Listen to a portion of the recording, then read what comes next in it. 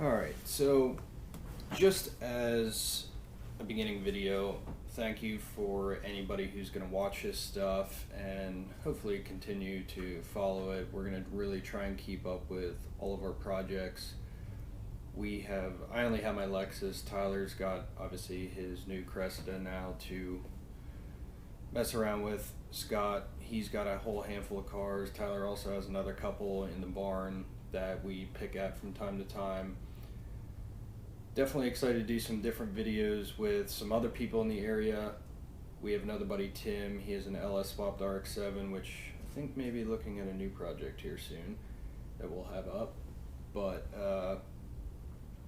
yeah, most of the time, at least right now anyway, we don't quite have all of our thoughts put together right off the bat. So I know I definitely am going to stumble and miss my words quite frequently, but at the least bit, you can make a drinking game out of it and take a drink every time I say and then probably be blacked out before the end of the video. So there's that.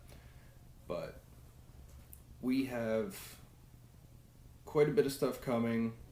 I'm going to try and put up videos a couple times a week, depending upon work schedule and everything else, and just our availability. That and I'm going to try and get some video in the bank because I'm not going to be able to edit too much stuff, or at least be able to take any video for the next probably 3 or 4 weeks after my knee surgery here next week. But nonetheless, we will continue forward with all of our projects, and as long as time and money allows, hopefully some funny videos and cool stuff happens.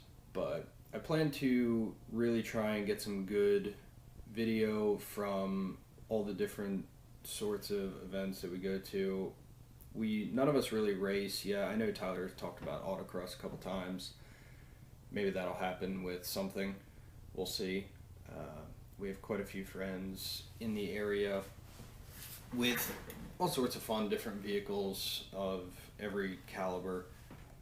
I'd really like to do some videos with those guys, and I might even do some as well with supermoto stuff this year. Granted, my knee allowing, if I get to any races or not, but we can throw some of that in and yeah, see where we go from there. So like I said, stick with us, and hopefully we can at least make you laugh once, or maybe learn how to do something the wrong way. We don't always buy, top of the line parts. We try to make what we can because we're cheap asses, but we try and do it right anyway. And we don't have the big old garage. Thankfully, Scott lets us use his garage and continue to do so. But anyway, here's rough overview of my Lexus and plans for that.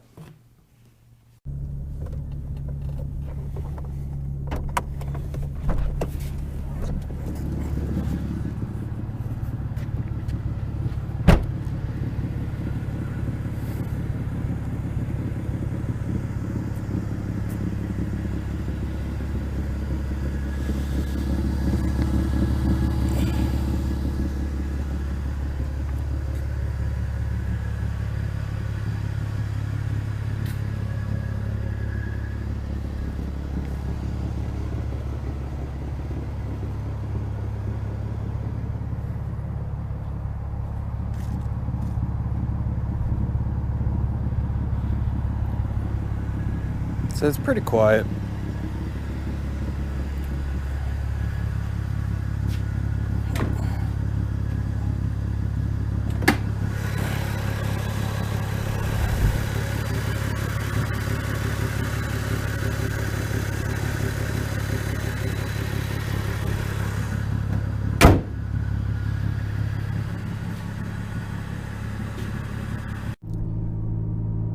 All right, so this is my 93 Lexus SC300, which is the factory 2JZ GE, so it's the slow one, NA.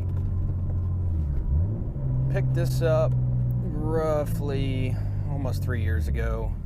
Bought it off a good buddy of mine, and it was running, I believe. No, it was not running.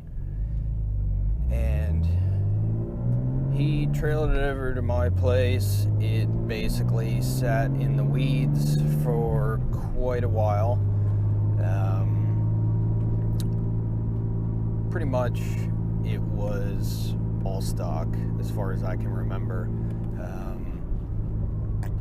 Yeah, again, it sat in the snow.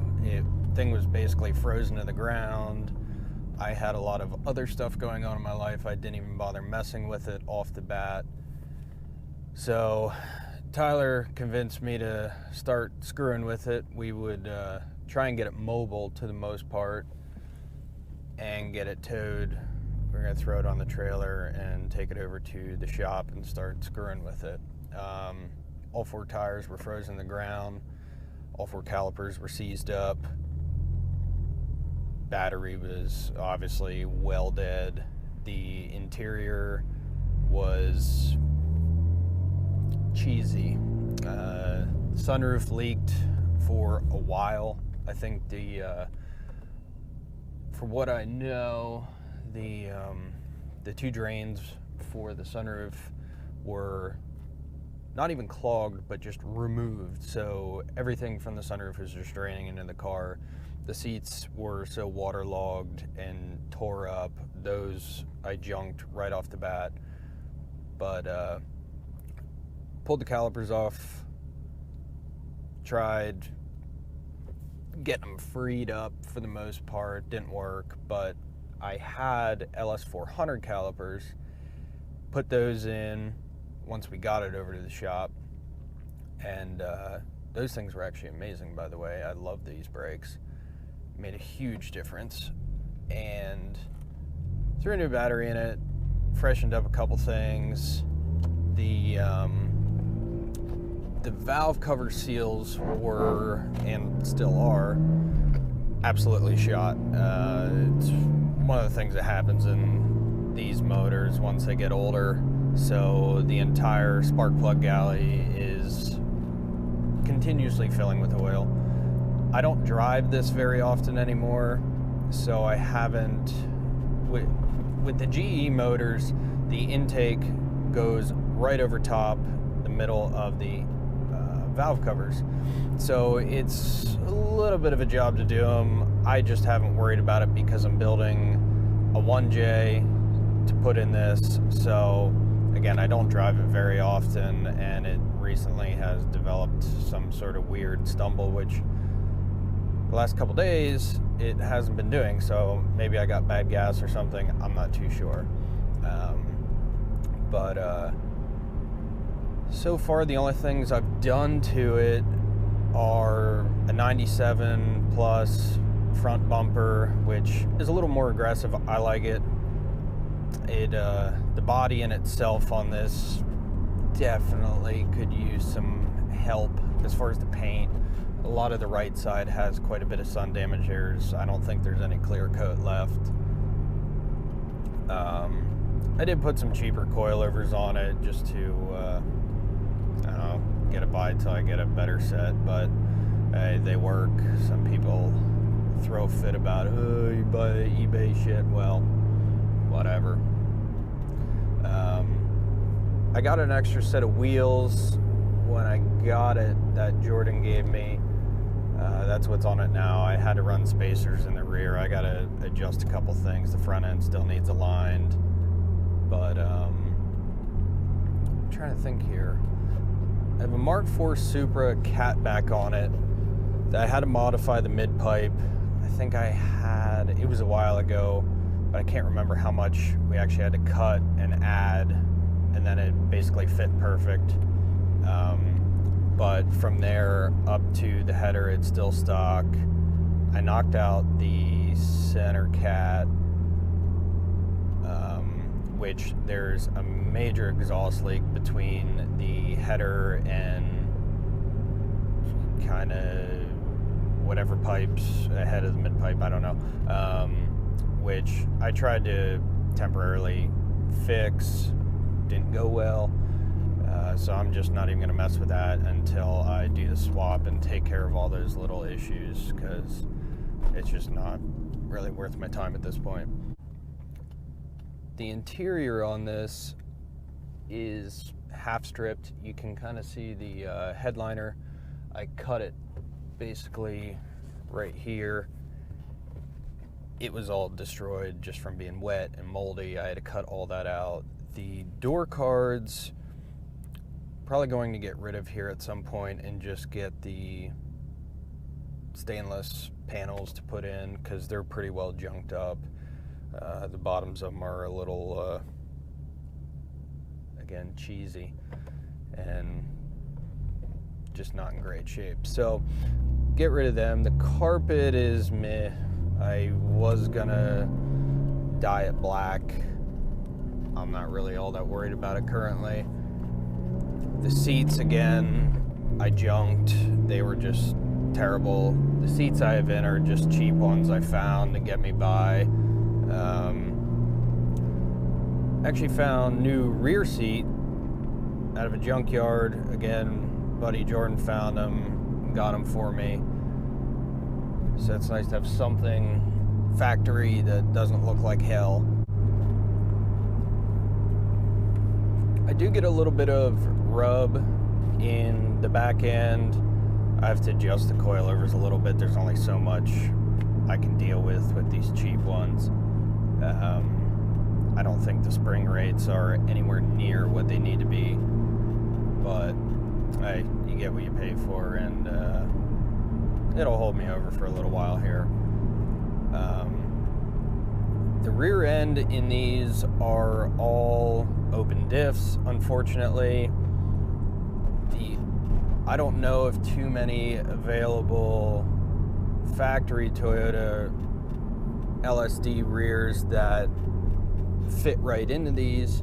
I think there's only one or two. I'm not 100% what it is, whether it's the JDM Aristo. I haven't looked into it a whole lot. I know there's a guy down in Australia who sources a lot of them and ships them around, so I might talk to him and get one, but more than likely what's going to happen is, you probably already know, we're going to weld it and send it down the road, see how long that holds. But I had big plans off the bat with the 1J. I was originally shooting for just to straight off go with a top mount and run 85, do all new fuel lines, because the fuel lines on this are not in great shape, but they're still holding, so there's that. Just put the new fuel pump in last night. I don't believe I'm gonna go standalone right off either, because like I said, I want to completely get everything in there under the stock 1J and see how it all, I just iron all the wrinkles out of it with it being stock. And once that's done, because I really want to get that done for our Watkins Glen vintage weekend trip next year in late summer, early fall. I think it's usually in September. I really want to have it at least running, and then if I don't have all the stuff I need to go, you know, bigger power, I will wait, because I definitely want to drive this up next year. I wasn't able to this year, so that's kind of the goal. A rough outline. I still need stock CT15B turbo for the 1J and a handful of other little stuff just to get that ready. But one of the biggest things is when I do the swap, I'm going to have to steal the rear sump off of this 2J and put that over on the 1J, because the 1J that I bought, I believe, was out of a Chaser or an Aristo. I forget. It's been a while, but that's actually a front sump, and with this chassis I need to go rear sump, so I'm gonna have to swap all that stuff over. It's basically just the pan, the upper pan and the oil pickup. Then I'll have to drill and tap the upper pan for the oil drain. Other than that, it should be a straight flip over as far as I know. We'll deal with that when it comes, but I would like to do this swap as quick as possible and have everything there, because I really don't want this thing sitting out in the rain. Again, the sunroof still leaks from another unknown gasket or source. Trust me, I found out real quick when I took us through an automatic car wash. But so yeah, I want to try and get the swap knocked out in a weekend, and I'd really like to have everything there ready to go. But yeah, that's a rough overview of this, and always more to come.